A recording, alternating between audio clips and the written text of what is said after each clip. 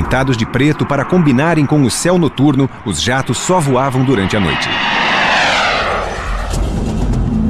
Durante o dia, os pilotos dormiam em quartos escuros. Nos finais de semana, eles podiam deixar este mundo escuro para visitar a família que não podia saber de nada. Todas as famílias viviam em Las Vegas, então toda segunda-feira voávamos para a base e só retornávamos na sexta-feira. As famílias não tinham nem ideia de onde estávamos, desaparecíamos e voltávamos só na sexta. Em meados de 1980, a existência de um tipo de aeronave invisível deixou de ser um segredo. Em 10 de novembro de 1988, o Departamento de Defesa finalmente revelou o F-117 para o mundo, distribuindo esta foto que obscurecia as linhas do jato e distorcia sua verdadeira forma e tamanho. Quando a aeronave pôde voar livremente, isso permitiu que fizéssemos muitas coisas que não podiam ser feitas em segredo. Quando o resto do nosso pessoal soube da nossa existência e pudemos conversar com eles sobre algumas das nossas habilidades, nos integramos ao resto das Forças Aéreas de Combate. Mas a pergunta óbvia que rondava a mente de todos era: será que realmente funciona? Apesar da aeronave ter conseguido um desempenho espetacular em testes, ainda não tinha sido provada em combate. Mas isso em breve iria mudar, depois dos eventos de 2 de agosto de 1990. 130 mil soldados iraquianos atacaram a capital do Kuwait, instalando um governo provisório no país economicamente tão forte. Os Estados Unidos condenaram o ataque e pediram para as tropas iraquianas baterem em retirada, deixando o Kuwait imediatamente. O poderoso homem do Iraque, Saddam Hussein, estava comandando o Kuwait. O Iraque agora ameaçava a Arábia Saudita e controlava mais da metade das reservas de petróleo do mundo. Os sauditas acreditavam que o próximo passo de Hussein seria invadir seu reino e pedir para os Estados Unidos liderarem a coalizão. Os jatos negros do 37º Comando Tático foram rapidamente deslocados para o Oriente Médio.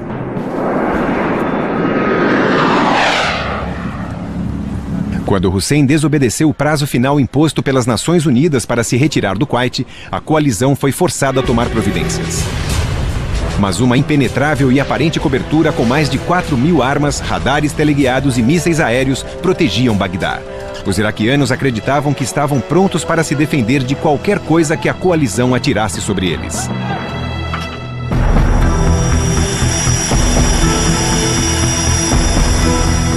Em 17 de janeiro de 1991, 2 jatos negros deixaram a base aérea de King Khalid, na Arábia Saudita, e se encaminharam para o centro de Bagdá. A Operação Tempestade no Deserto estava prestes a começar. Todos sabiam quando partimos naquela noite que existia uma grande probabilidade de que alguém naquele quarto talvez não retornasse à base conosco. Sem carregar armas de defesa, os F-117 só contavam com sua invisibilidade e com os planos da missão. Stealth, na verdade, não significa invisibilidade. Tínhamos que levar isso em conta. E nossas táticas e nossos planos de ação eram aqueles que já tínhamos. Se conseguíssemos escapar do corte transversal do radar e empregar determinadas táticas, podíamos criar uma situação onde você passa despercebido. As pessoas não ficam sabendo que você está ali, elas não podem te ver. O delicado corte transversal do F-117 reduz dramaticamente o efetivo alcance de uma instalação de radar, criando lacunas na rede de defesa aérea, podendo assim passar despercebido. Um sistema computadorizado de bordo comanda a missão programando a aeronave para voar pela rota com menos risco de ser detectado pelo radar até que ela alcance o alvo. Acho que todos já disseram que aquela noite foi muito tensa. Nós nos preparamos e fomos direto para o campo, todos se encaminhando para Bagdá. A aeronave nunca tinha sido usada, então estávamos um pouco preocupados porque não sabíamos se ia funcionar de verdade. Um pouco antes das 3 da manhã, hora local, os jatos negros chegaram. E com as luzes apagadas e os rádios mudos, eles sobrevoaram Bagdá.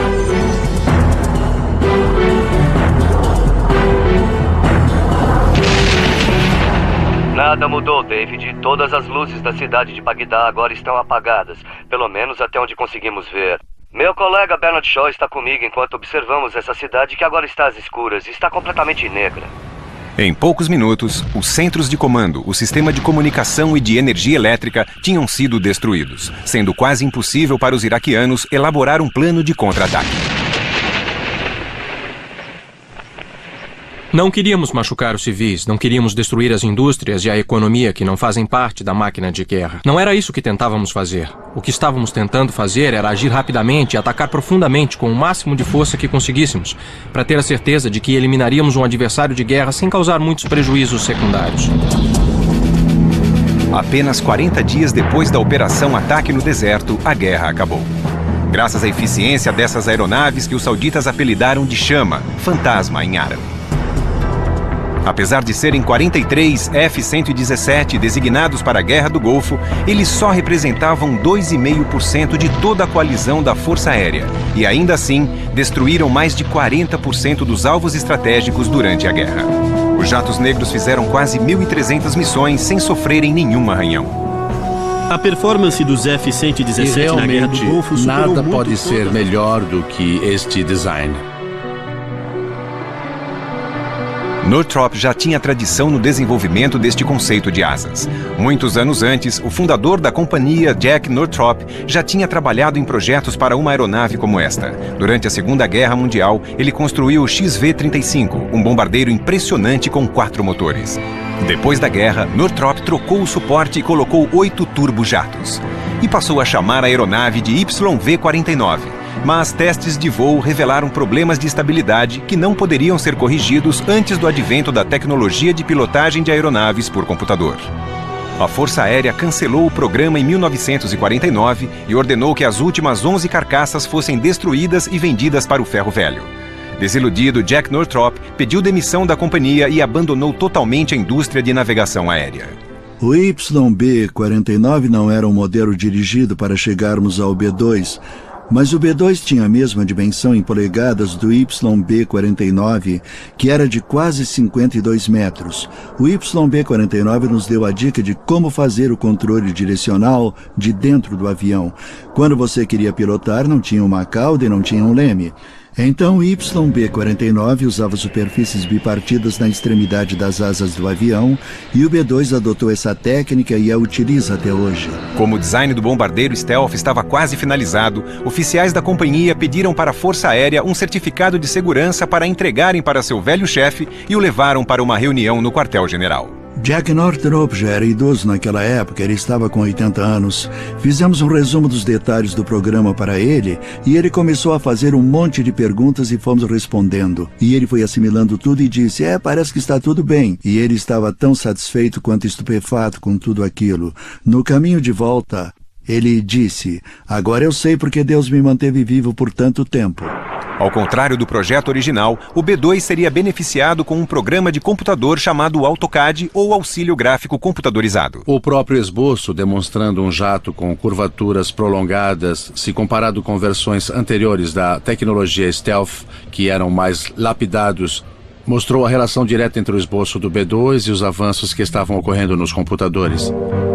Muitos anos antes do projeto do B-2, Northrop tinha projetado e construído o Test Blue, uma aeronave de vigilância e combate imperceptível ao radar que pode ser vista aqui em uma gravação rara. Ela era curva de todos os lados para assim evitar os radares. O programa Test Blue esclareceu muitos dos problemas, embora os aviões não se parecessem entre si. Chegamos a curvaturas alongadas e a uma aerodinâmica mais eficiente. Obtivemos materiais internos que foram abertos para a corrente aérea, ao invés de ficarem com uma grelha na frente. Sensores melhores foram desenvolvidos e atingimos alto nível de aviônica.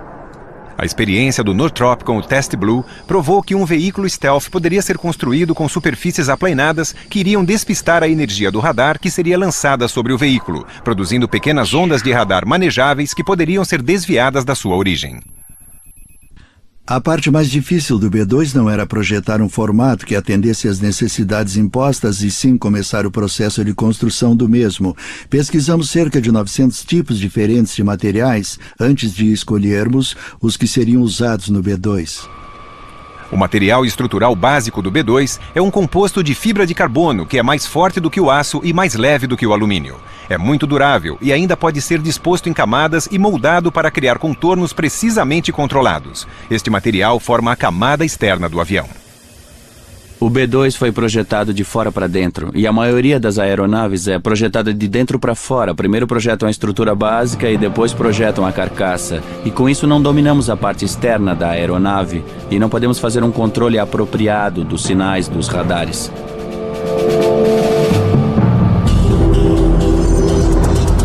Diferente do F-117, o B-2 exigia um radar para identificar sinais de perigo e possíveis alvos em todas as condições climáticas e em grandes altitudes. Mas impedir que emissões de radares revelassem a posição do B-2 para um inimigo era um desafio enorme. O modo que descobrimos de fazer isso foi controlando duramente as emissões, limitando tudo o que transmitíamos de dentro da aeronave, ou seja, informações sobre onde estávamos, como chegamos até lá e quanto tempo íamos permanecer. Assim, ninguém poderia rastrear as emissões que retornavam para a aeronave e não conseguiriam descobrir a localização da mesma. Mas como fazemos isso é confidencial.